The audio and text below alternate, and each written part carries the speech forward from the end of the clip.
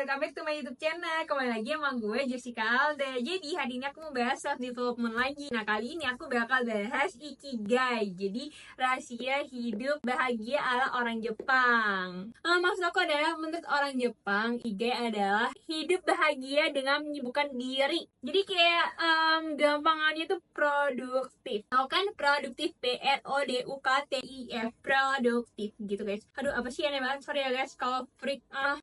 Astagfirullah, terus mode serius gitu kan. Oke guys, kita lanjutkan. Jadi ada 10 rules Ikigai. Kita bahas satu persatu. Oke? Yang pertama, terus aktif dan jangan pensiun. Apa sih maksudnya? Emang disuruh kerja terus sampai mati gitu kah? Enggak juga ya guys. Jadi terserah sih sebenarnya kalau dia mau kerja sampai entar gitu sampai umur 100 ya terserah sih. Sebenarnya juga nggak apa-apa, nggak masalah. Cuman aku nggak paham ya guys. Apakah di Jepang itu ada aturan pensiun kayak umur 60 udah pensiun apa gimana? Aku juga nggak paham. Tapi yang jelas guys, maksudnya menyibukkan diri adalah bukan melulu tentang pekerjaan, tapi boleh dengan hal-hal lain gitu. Kayak misalnya pekerjaan rumah, berkebun, bertani, melukis, atau pokoknya hal-hal yang disukain gitu, atau mungkin belajar masak, traveling lah orang-orang sama keluarga bagaimana gitu. Pokoknya intinya menyibukkan diri, karena orang Jepang tuh mempercayai ketika dia tidak punya kegiatan, dia tuh akan dihantui oleh pikiran-pikiran yang nggak penting, pikiran-pikiran yang nggak seharusnya gitu. Kayak misal dulu gue ada masalah X gitu kan, jadi kayak keinget aja gitu, jadi kan menyakiti diri sendiri gitu loh guys. Jadi better kita sibuk dan kita nggak usah memikirkan hal-hal yang nggak perlu kayak gitu. Yang kedua, perlahan aja. Jadi maksudnya adalah ya udah let it flow aja, jalanin aja. Mau flownya itu lambat kek, mau cepet kek, mau B aja gitu, mau konstan gitu kan, ya nggak apa-apa, yang penting sampai gitu maksudnya gitu guys. Jadi nih ibarat ya, kamu tuh mau pergi nih ke CP gitu kan, kamu datangnya dari tim sana kan lama banget tuh ya. Nah, ada yang naik mobil, ada yang naik MRT, ada yang naik TJ, pasti kan nyampe-nya nggak bareng-bareng ya. Itu nggak apa-apa, jadi pelan-pelan aja, yang penting sampai kayak gitu maksudnya. Lihat it. Yang ketiga, jangan penuhi perutmu. Hah, maksudnya apa tuh?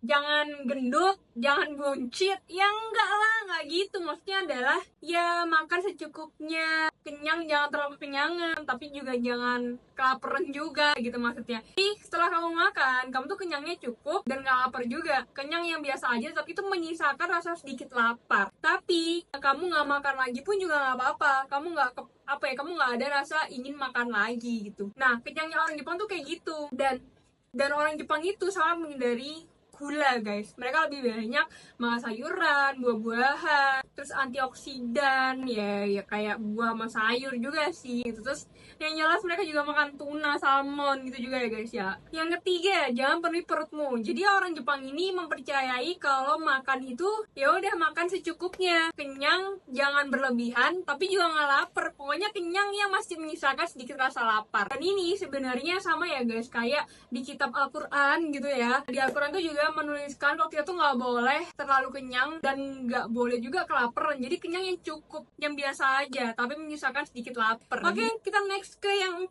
Kelilingi dirimu dengan orang yang baik. Karena orang yang baik, teman-teman yang baik di sekitar kalian itu bakal memancarkan energi yang baik juga ke kalian, dan itu bakal meningkatkan kestabilan emosional juga. Kalian lebih happy juga. Lagi kalau sefrekuensi gitu loh. Jadi nggak perlu ada batasan yang harus dilanggar kayak gitu-gitu guys. Jadi memang aku setuju sih dengan menerapkan lingkungan pertemanan yang baik. Itu tuh bakal berdampak positif juga ke kita gitu. Emang kalian mau gitu hidup di lingkungan yang toksik? Enggak kan? Dan mereka tuh lebih memilih kalau ada di lingkungan yang toksik, udah mending gue cut aja, yang penting gue tuh happy gitu. Jadi temui lingkungan yang baik. Yang kelima, bugar pada ulang tahunmu yang akan datang ya.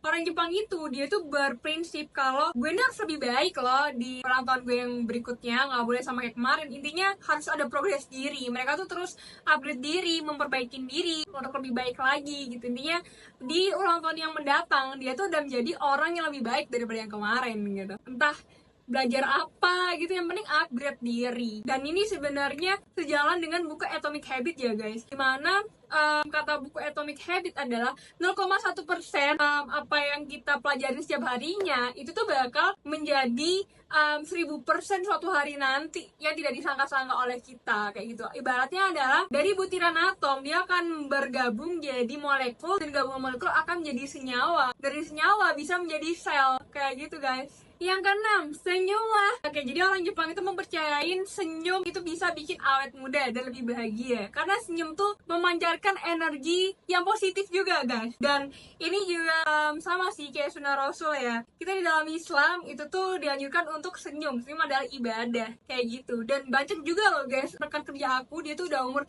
30, 40, tapi tuh masih kelihatan kayak umur 25 ke atas gitu loh, 25, 27. Aku tanya kan, apa rahasia awet mudanya ya, Bu? Gitu kan. Kata mereka sih, senyumin aja mbak, semua masalah apapun rasanya senyumin aja. Dan aku gak nyangka ya, ternyata the power of senyum itu beneran bikin efek awet muda guys. 7. Berhubungan kembali dengan alam. Jadi maksudnya adalah kan orang Jepang banyak tuh kerja di mana sih pusat Jepang itu, Tokyo ya. Nah disitu kan banyak banget kendaraan, banyak gedung-gedung gitu kan. Nah maksudnya adalah healing guys, liburan, kembali ke alam, melihat alam. Dia melihat alam, pikiran kamu tuh bakal lebih jernih, pikiran kamu bakal lebih tenang, kamu udah bakal merasa lebih nyaman, kayak gitu. Jadi maksudnya adalah jangan kerja terus, tapi kamu juga harus menyeimbangkan itu dengan healing gitu, supaya nggak panas gitu. Ibarat kayak mesin yang terus disuruh kerja nggak ada istirahatnya, itu kan bakal rusak kan ya. Sama makanya kita manusia juga disuruh healing gitu loh. Jangan terlalu kerja terus, jangan terlalu workaholic. Bersyukurlah, jangan lupa bersyukur. Dengan bersyukur kamu tuh bakal lebih legowo, bakal lebih menerima keadaan, bakal lebih berdamai dengan keadaan. Ininya bersyukurlah dan berbahagialah. Bersyukur dengan apa pencapaianmu, jangan kamu bandingin pencapaianmu ini dengan orang lain, karena flow-nya pasti beda, kemampuannya beda gitu. Jangan kamu bandingkan dengan si A, si B, si C, tapi bandingkan dengan dirimu yang kemarin gitu. Kalau emang ada progres berarti kamu udah hebat guys gitu. Ini ya,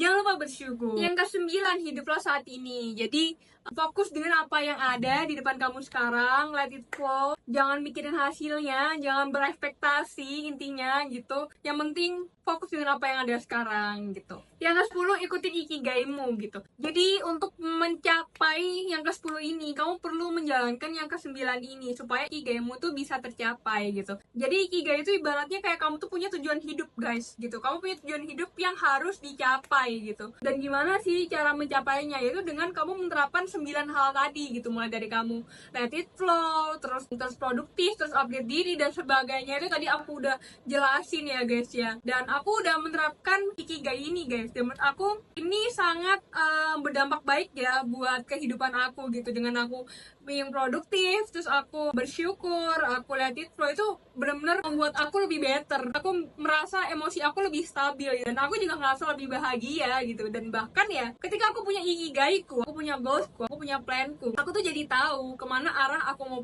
melangkah. Aku jadi tahu apa yang mau aku gapai. Aku jadi lebih punya prinsip lah ya, kayak gitu. Jadi hidupku tuh tidak sebatas hanya rebahan, karena aku merasa kemarin adalah Jessica yang masih rebahan gitu. Astagfirullah sekali gitu kan. Dan aku sangat bersyukur dengan aku bertemu buku ini. Aku jadi tahu makna hidupku, aku jadi tahu ikigaiku seperti apa. Dan aku berharap kalian juga punya ikigai kalian. Kalian bisa menemukan ikigai kalian sehingga kita bisa produktif bersama. Oke guys, jadi gitu aja dulu video dari aku ya. Nextnya aku bakal bahas yang lain. Mungkin kalau kalian ada request, aku harus bedah buku apa gitu ya, kalian chat aja ya di kolom komentar. Nanti aku bakal bedah buku itu dan aku bakal baca buku itu dulu. Oke, thank you guys, thank you for watching. Goodbye. Jangan lupa like, subscribe, dan juga share ya. Bye.